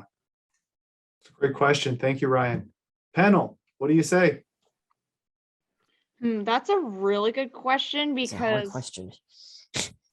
I feel like I feel like with alt text, depending on what the image is, if like sometimes just if describing the exact location of objects on the image in an alt text can sometimes be helpful. But I feel like this could work well for some people, but for others is honestly, to me, it's just easier to just see the diagram itself and have someone in person to help with it. I don't know, like that's how I personally feel, but I'll leave it there. Thanks, Ella. Mel. Yeah, so it really depends on the kind of images, and I assume that in this case it would be something that's very important to the context. So maybe it's a chart, a graph, or something like that. And the only way is to put as much detail in there as possible. That's how I had, I think it was my Calc 1 and 2 textbook that I had. It totally blew my mind because they went out of their way to put everything, like all the graphs and every single like point kind of lines it is in words. And of course it's not the same as being able to see the actual graph or having a tactile diagram. And obviously it wasn't something that I was used to, but it at least helps me understand what's going on. And when the class is talking about it, I have an idea of like I can at least like visualize it in my head, or if I need to draw it down, I could. And so don't be too worried about like putting too much stuff down. Just have as much info as you can possibly provide. Mel, can I ask a follow-up question on that? For sure. When can you think of instances kind of related to that when it would have been beneficial for you in terms of usability to have stuff marked as decorative rather than, you know, you having content that you might have to surf through? Like, is the opposite also true in other situations? I'm not sure exactly what you mean by that. So like if you were on a website and everything was described, even small little like scroll images and things, like have you ever experienced something where too much was made accessible to whereas it impacted your experience of using the content? Not in terms of images. The only time that I'd say too much was done is if a website uses some accessibility overlay. And for example, it doesn't really apply to me, but some people, let's say, already have their text like their screen very zoomed in, and then a website would just, you know, make it even bigger by default. And I can see why that would be annoying. Or if I go on a website and my screen reader is already like telling me everything that I need to know, and some unfortunate programs out there that people are selling for thousands of dollars per year. They might be having a button up there that's like, oh yeah, click this for our program to like say everything to you on the screen. Like I feel like those who need the features would already have their own solution. You don't really need like like you're basically providing the same thing that we already have. That's like the only case I can think of in terms of like, every image is described. Like, I don't really mind that because, I could always just keep going to the next thing. I don't have to finish listening to everything. So yeah. Thanks, Mel. Thanks. I appreciate that additional point. Jill. Kind of just jumping onto that question you just asked, Adam. I've experienced it where there's been like too much description to where it just gets confusing and there's too much happening. I have both like a digital example and a tactile example. So that for the tactile example, with that PF machine, I had the school create it's called the International Phonetic Alphabet, something you learn in linguistics. And it's all these different crazy symbols that you need to know. And it's kind of set up on like this big kind of chart, kind of like a periodic table kind of, but instead of the elements, it's like symbols. And like you need multiple pages to get all these symbols, and it was too close together and way too hard to read. And there was way too much information on each page that it just like there's no way you could decipher what was what and what information you really needed to know. Like they could have made it way more simple, and like it was just way too much detail and way too much information that instead of actually helping, it just kind of hindered the learning of it.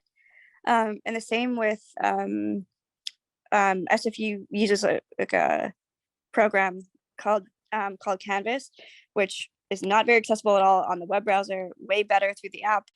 But sometimes profs get a little overzealous and like something that they explain in like a text or a PDF, they also try to explain through images and videos.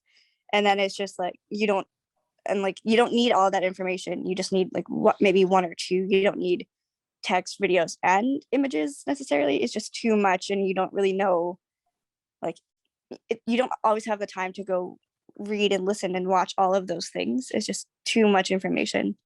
So I think there needs to be a fine line between the right amount of information without it having like from the basics to like way too much information. There needs to be a fine line with that, personally anyways.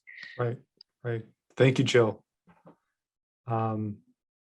And thank you, Ryan, and thank you to the panelists who replied to that. Thank you, Ryan, for that great question, and there's thanks from Ryan in the chat for the panelists. I'm just gonna scroll back up a little bit to make sure that we've covered everything. I noticed Clement has addressed the question around entrevistas and Japanese in the chat. Clem, can you chime in for some context? Yeah, sure. So the context is Marie's question was whether I had the same issues with a translator for Japanese as I do with Entrevistas. So again, to clarify, Entrevistas is not a translator. It's a learning website. And it has a curriculum, and it has tests and exercises and textbook materials and stuff like that. So I haven't had an issue with the issue that I had. So this comes back actually, Adam, to what you were saying earlier about accessibility and usability being two different things. Entrevistas was very usable. Very accessible. Everything was very clearly labeled. There were buttons for things. All the buttons were labeled nicely. They changed. The issue was usability, because the website was designed in a layout that was very cool to look at, I would assume. But for a screen reader, which navigates purely from top to bottom, it wasn't exactly the easiest to use. So I did use it. I got by. I did well in my Spanish class, but it was definitely not the most usable or user-friendly website I've ever experienced. And comparing it to Japanese, well, I haven't had any experience with a similar website for Japanese because I never studied it in school, as I said in the chat. But I do, so the issue with accessibility for learning Japanese is learning how to make things like hiragana, katakana, and kanji accessible. And for those who aren't aware, those are the 3 alphabets that are used in Japanese, as well as the limited resources for learning Japanese Braille, because that I find that was an issue for me. That was an issue for some other people I know who've wanted to study Japanese. Whereas Spanish, because by virtue of it being a Roman alphabet-based language, it's easier to learn purely because the basic letters and the basic format for Braille is more or less the same as in English. So I hope that helps. And if you have a follow-up, please let us know. I raised my hand because I just wanted to say that if you're doing Mandarin, you're facing the same issue. So basically you have to rely on your speech synthesizer reading things. And the only reason I even learned Mandarin Braille, I'm just going to say, is because when I was quite little, my mom went on Wikipedia, looked up Mandarin Braille, and taught me the Braille code by reading Wikipedia. Yeah. So any Latin, Ella's right. For Mandarin is my first language as well, and it's the same idea. So any language that isn't based on the Roman alphabet will be a challenge, and I think that's one of the things that I would like to see addressed as well, is more of those resources, at least in the secondary and post-secondary academia kind of context. I actually did an experiment. I don't know if you've tried, Clement, but I did actually try using NVDA's Mandarin Braille tables, and it does work. Yes, it does. But Ella, I'm talking about more widely available resources. Yeah, that's true. Yeah, I agree. Like, there definitely needs to be more availability of training to read those Braille codes that aren't common, like Mandarin, like Japanese, because like whatever Middle Eastern languages. NVDA does have those Braille tables, and you can go up to Wikipedia and look up those. But the issue is that those require a level of skill that people may not have. And it's also easier to access those Braille tables if you already know the language and you know how it works. But if you're starting it from scratch, it's much more helpful to have a guide from step 1 in terms of how to learn those particular Braille codes. Agreed. I can talk more about the formal Japanese study process, since I learned it in school, but it's well, see, problem with I found it difficult to because a lot of my classes it's a lot of speaking, so you have to read from something and then speak and then speak it from what you're reading. Issue with that is I don't have Japanese Braille. I don't know Japanese Braille to read, because it's a lot easier. I think everyone can agree it's a lot easier to read something in Braille and then speak it out loud rather than listening to a screen reader, reading the thing, speaking letters in your ear, stuff in your ear, and then you try and listen to it and then like trying to figure out what it's saying and then processing it and then turning it into things you say out loud. It's a lot harder than actually just reading it through your Braille, and it's very difficult. It's very difficult to read or to listen to something from a different language and then try and process what the screen reader is saying and then read it out loud. It's very hard, and I struggle with it all the time when I was in Japanese courses. And there are resources in formal for learning Japanese to help with this sort of thing. Like, I think familiarity with the words helps, but it definitely hinders your processes of learning, and you're reduced to trying frantically to listen to the thing and read it. It's a lot easier for someone who already knows the language, but for someone who's learning, right? I found it difficult when I was starting out. So yes. Thanks, Russ and Ella and Clement for chiming in on that one. I might as well just respond in speech to Lori's question. If PRCVI got a request for these materials, we would do everything in our power to make sure that they were produced. But I can tell you it would be something that we would have to look outside of our own in-house expertise to be able to get done. And so Japanese. No, yeah. just kidding. That's... We would have to we would have to investigate this one. But given that it is our job, we would certainly exhaust every avenue. Is Clement hiring himself out already? Hey, this part of the purpose of this panel is multifactorial. It is networking. If I could, if I can help more people learn Japanese, I'd be I'd be very, very happy. There you go. See, multi-purpose. I love it. Yes. Okay, we have just about 7 minutes left on this Thursday afternoon on Global Accessibility Awareness Day. I wonder if there are any last questions for our panelists before we close. Feel free to put them in the chat, in the Q&A, or throw up your hand to be unmuted.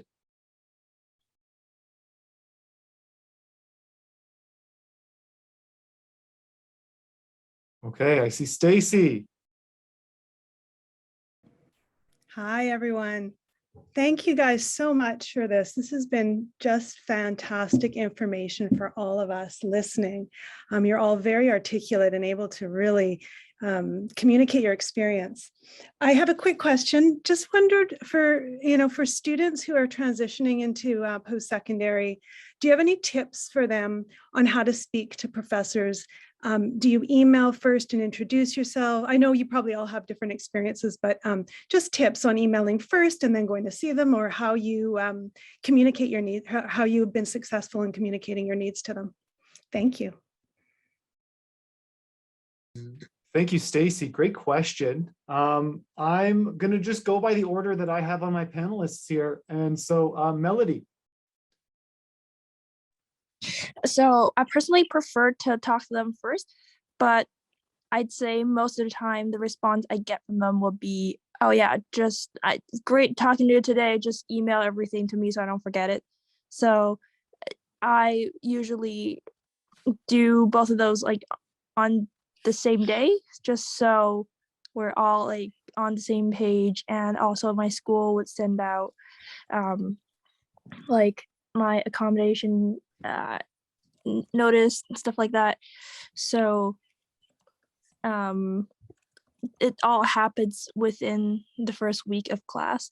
And I usually wait till after the first class, so I have as much info provided to me as possible. So then, like I can ask more like specific and detailed questions. Great, thanks, Mel. Ella. I don't know. I don't really have the best answer. I think it really just depends on context. What usually happens is my accessibility advisor usually just sends accommodation letters to my instructors. And if they ask me anything about it, I usually like talk about it. Sometimes at the beginning of class, they see me, I'm visually impaired. And sometimes for me, I really haven't had to explain that much to them. Or if I need, if I have a question, I might just ask them. But yeah, I don't really have too much to say. I'll let others talk on this bit more. Thanks, Ella. Jill. Pardon me. For me, I usually, before the class starts, sorry, my dog is kicking me. Usually, I don't know, like a couple days before the class starts, whether it's through Canvas, which SFU uses, or through the Center for Accessible Learning. I get the syllabus ahead of time, actually, pardon me. And there is the professor's email address right there. So I will usually email the prof a couple days before the class starts, kind of introducing myself, explaining like briefly, these are my accommodations. The center will go over them in more detail. I also have a guide dog, so I'll just explain, like, I have a guide dog in the class. Don't be alarmed if there's a random dog just hanging out. And then I usually kind of say, like, I'll come introduce myself in person the first day of class, because I think it helps for them to have a face to that student who has a certain accommodations that they need to be aware of. So usually either at the break or at the end of the first class, I usually try and do it at the break because they don't leave. Sometimes they leave really quickly after class and you can't catch them. So I usually try and do it in the middle and just go like introduce myself. I'm like, hey, I'm the student with accommodations through Cal. And like I just, I think just knowing what you need and articulating that to the prof helps them kind of better understand the specific needs. Like I think, like I said, putting a face to that student really helps them, and just not like, it's easier said than done, but not being afraid to speak up. And like I've had profs all the time like, oh, like if you need something to describe, just like interrupt me. I'm like, that's really awkward to do in class. But as you kind of go through post-secondary, the awkwardness of that kind of goes away because you get more frustrated with not having that accessibility met. That you like, at least in my experience, I might be a little bit more outspoken than some, but I get a little bit just fed up, and I'll start kind of being a little bit more more open with them about certain, like what's working, what's not working, like what I need from them, and just having that awareness that having the face to the student, and again, easier said than done, but having that confidence in what you need and making it known. Because a lot of the times, like the prof might not really understand until you actually meet with them. But also what I've experienced with a lot of my courses is that there are TAs or teacher's assistants that lead the tutorials and grade most of your work, and they actually don't get your accommodation notice from the center. Only the prof gets the accommodation notice, and a lot of the times the prof doesn't share that with the TA. So I will often email and introduce myself both to the prof and to the TA, since the TA is the one that you're kind of working with more closely. So I think it's really important to make yourself known both through email and in person, and putting a face to the name that they know. Thank you very much, Jill.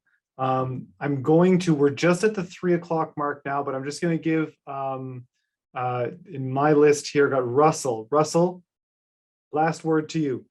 So, I believe in, I believe in building a friendly relationship with your prof, because it's very critical for getting what you need when you need it.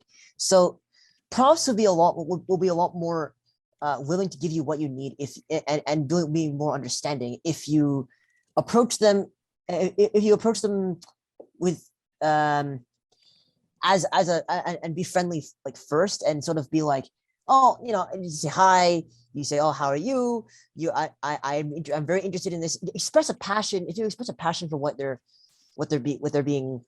teaching you, it gives them sort of a, oh, maybe this student is interested in learning what I have to offer. So it gives them more of a motivation to help you help you learn in their class. And I found it very useful anyway, because it's good for establishing yourself as as a person who's outgoing and friendly, and that's always nice. And yes, I do a lot of what Jill says. Actually, I go up to the class at the end and I talk to the prof and say, hey, did you get I'm Russell, blah blah blah. I'm a visually impaired student. You got the letter of accommodation for. Did you get the notice from center? They would say yes. They would say no. I would tell them what usually happens, and then I would say thank you for having me in this class, blah blah blah. And it's fairly standard procedure. And it's you may think it's unnecessary. Like some people may think it's unnecessary, but it's very important to establishing yourself as a person, as a student who's willing to do that sort of thing. And it shows that you are eager to learn, and it shows that you care about like your own education. So I think it's important. So yeah. I just want to say I absolutely agree with that. I think a friendly email is much that would be my tip as well if I had any to add. But these guys have all had more post-secondary experience than I have. But I would write on to that, and I would say, yes, the biggest tip I can give is be friendly, be polite.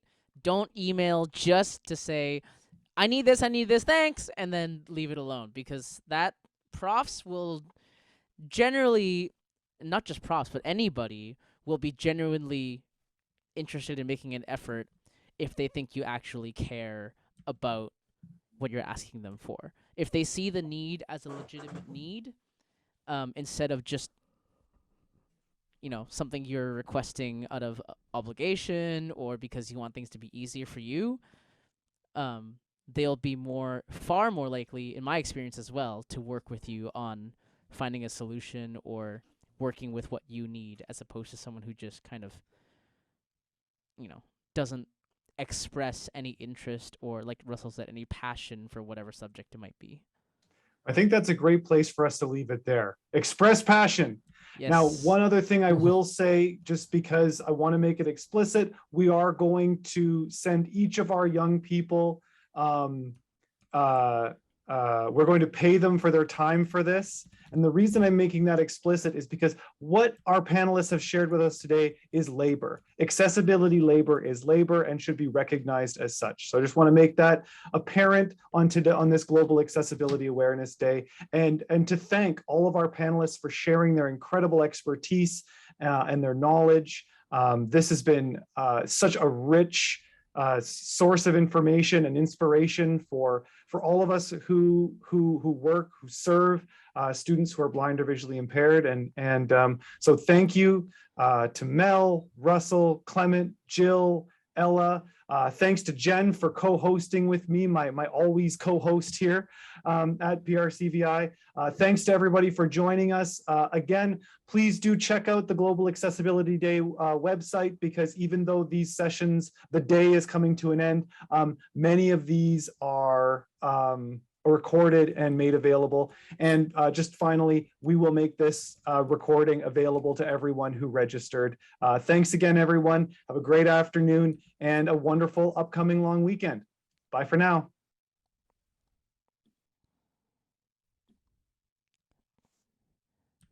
Thank you, everyone. Thank you very much for this opportunity. I really enjoy speaking in front of these people, because it's sort of I rarely ever get an opportunity to speak about these issues, and it's very humbling to speak about them, and so I know how to better improve things. It's very, very humbling. Thank you. Well, Thank you, Russell, Adam and Jen, we're for the delighted you could opportunity. join us. Thank you, Clement. Jill, very much. Yes, thank you. Leadership. Thank you, Joanna. Yes, this is real leadership in action here on the part of all of you. And so thank you. This has been a really great opportunity for all of us to learn, and we so appreciate you sharing your perspectives. All right, Jen, I think we can stop the recording there and we'll call it a day. Panelists, I will be in touch. Thank you so much. Okay, thank you guys so much. Thank you to all of you. Thanks, everybody. Thank you very much. Bye. Bye. Bye.